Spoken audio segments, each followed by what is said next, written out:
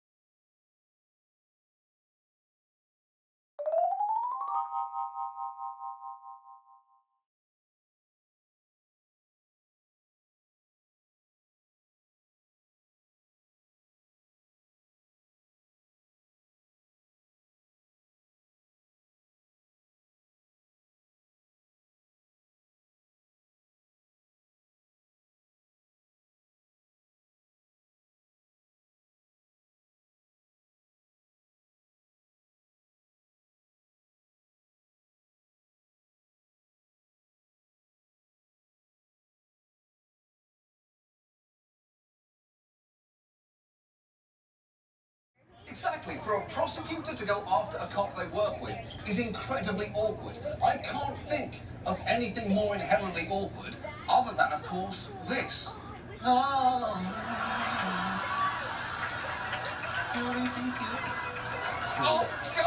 God, it's not going to get any better. Nothing in Hillary's life has ever been more awkward than that. And think about what a high bar that is. And even when cases go to trial, officers have a major advantage, which is that juries tend to have a natural predisposition to trust them.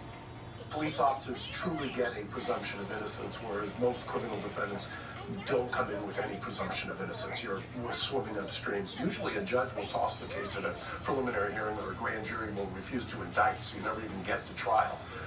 And jurors just do not come in with any belief whatsoever that officers can commit a crime. They just don't. It's true. Many people see a police uniform and automatically think trustworthy. Unless, of course, it includes a sleeveless shirt and a boombox, in which case they think stripper, and sometimes, wait, Jim from middle school? And under the law, the police generally have a certain amount of leeway regarding lethal force, meaning that fatal shootings can be considered legal even if they are unnecessary or disproportional. There is even a shorthand for such cases. It's lawful but awful, which I believe is also the legal definition of Woody Allen's marriage. I think that's it. Who are you angry with here? Put the booze back in your pocket. And on top of all this, officers can bring in expert witnesses who can present nearly any situation as a potential threat. Take Dr. Bill Lewinsky, who runs something called the Force Science Institute. For years, he has testified on behalf of police officers. Here he is providing a rationale for why it may be okay to shoot someone that has a knife. Knives can actually be more dangerous than a gun. They don't have to be reloaded. They can be used at close distance.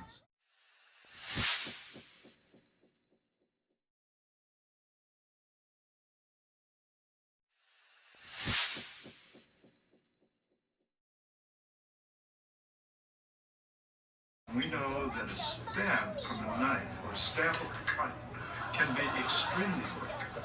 Hey, come on. That is not the motion you make when you are stabbing someone. That is the motion you make when you are a teenage magician finishing a trick. Is this your card?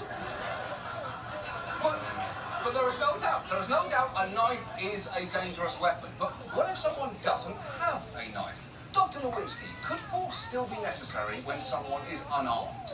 First of all, it's significant to know that unarmed does not mean they're not dangerous.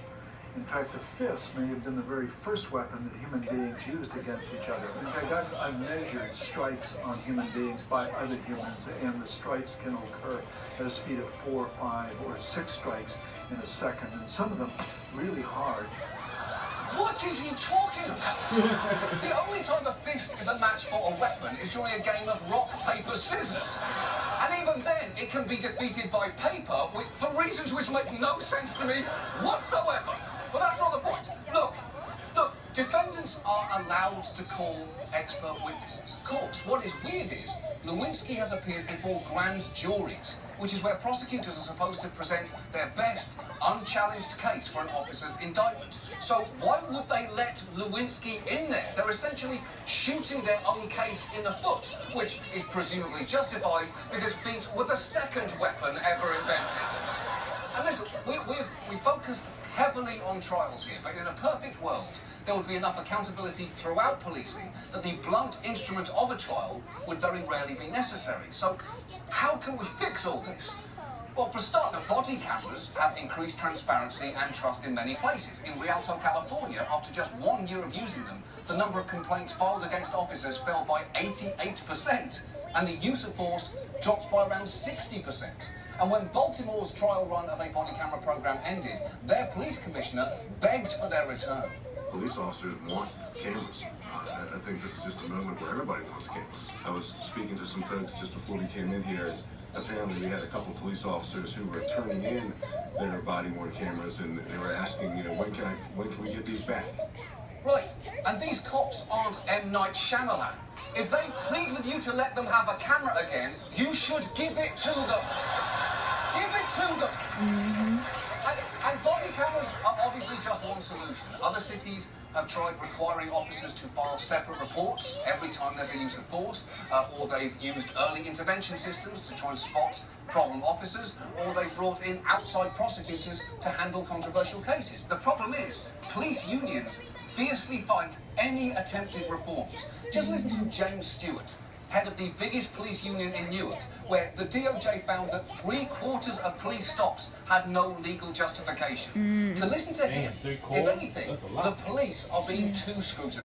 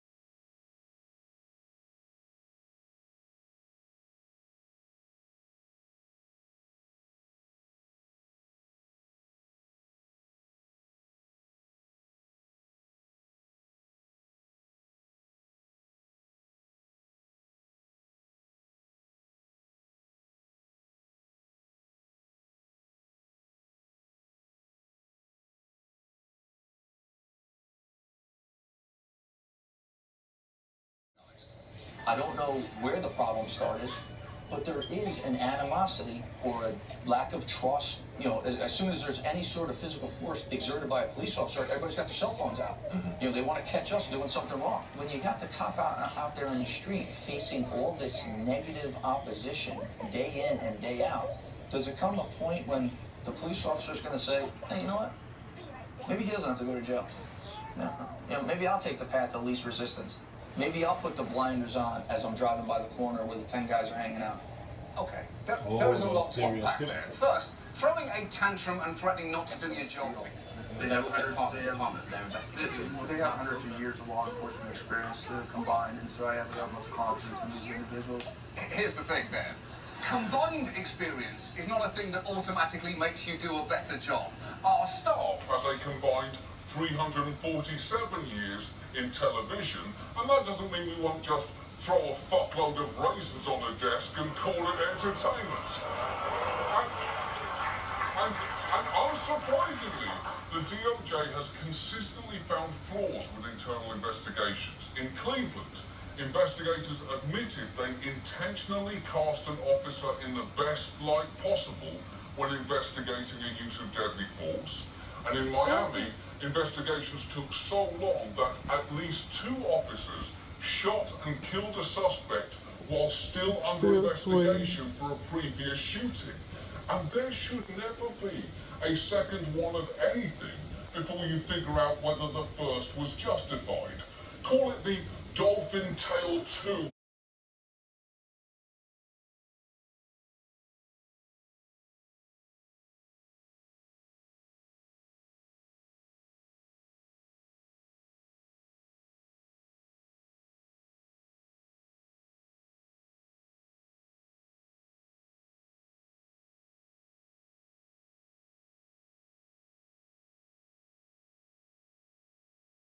Joe Crystal, a detective who had reported 2 fellow officers for alleged excessive force and was labelled a rat, with one colleague leaving pictures of cheese on his desk, which is almost charming, until you learn how Far some others went. He found himself cut off. He says he didn't get backup in dangerous situations. Someone even left a dead rat on his windshield. It was like their way of telling me, you know, you don't belong here. This is what we think of you. Ouch.